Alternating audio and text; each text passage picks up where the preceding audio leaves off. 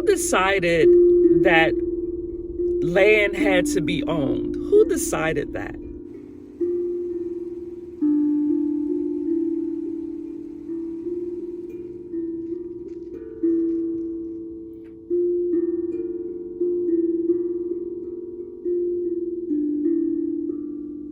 Welcome all, my name is Kai, and this is a journey of solo travel, creativity, and thriving beyond 50. Here we celebrate freedom, healing, and the art of living boldly. Whether I'm writing from the mountaintops or chasing sunsets by the sea, this space is all about embracing life, one soul-filled adventure at a time. Today I went on a little short hike or walk, so to speak, in one of my favorite parks. And I'm currently parked at a little area where there's a small lake and lots of trees and just wooded area that you could walk through, a path if you wanted to. I watched a video online on YouTube, and a young Black couple had finally purchased land in Tonopah, Arizona. And that should have been a moment of celebration as I was watching it.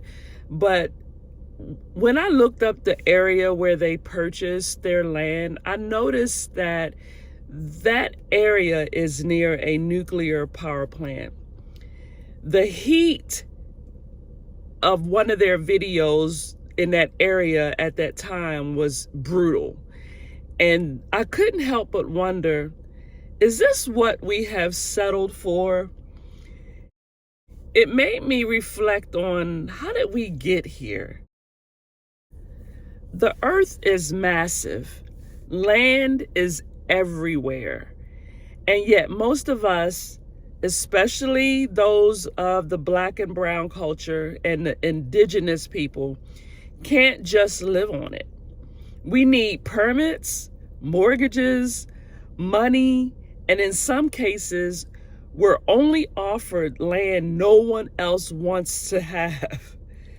Toxic land, overheated areas where in the summertime is unbearable to be able to even live there. And some areas that's been abandoned. How did we get to a place where van life is trending? People are being forced to live in their vehicles. Those who don't have a vehicle are forced to live on the street. And then they are making it a bad thing for someone to live on the street. Like, why can't people live where they need to live to survive? I can't even purchase a property in North Georgia because it's way too expensive. But then you have people who don't even have the credit or the money to be able to buy land just so they could live and raise their family.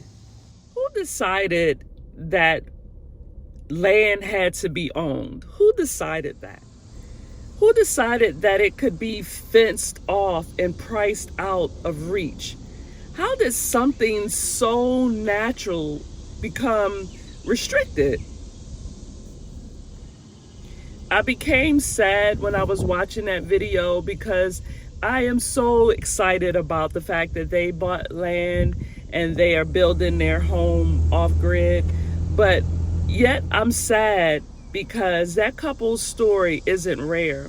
So many of us dream of owning land, having the freedom, safety, and space to breathe.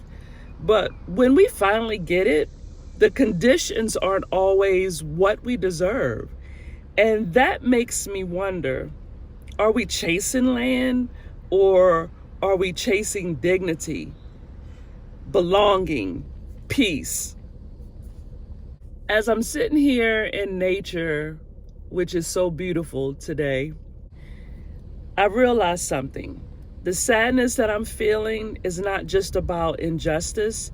It's about how deeply we long to come home to ourselves without systems telling us we're asking for too much. If you ever felt like there's no place on this earth where you truly belong, I see you. So y'all, let's keep asking questions and let's keep reclaiming peace. One walk, one patch of land, one truth at a time. Before we had governments, land was shared or stewarded. Now, the rise of governments and private property is taking over. Colonialism and land seizure. We got a legal system and codified ownership. Capitalism and the cost of land. So why can't people just live on the land? That's my question for today.